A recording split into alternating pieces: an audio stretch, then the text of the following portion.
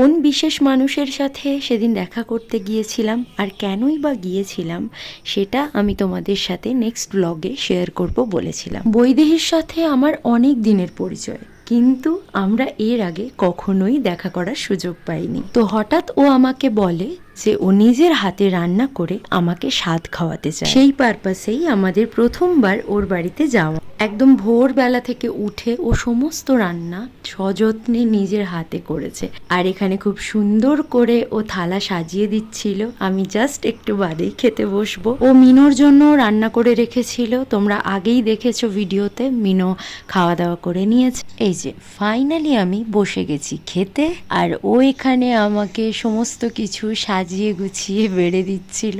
বৈদেহী, তোকে thank you বলাটাই enough বলে আমার মনে হয় না, তাই অনেক অনেক ভালোবাসা আমাকে এত ভালোবাসা দেওয়ার জন্য।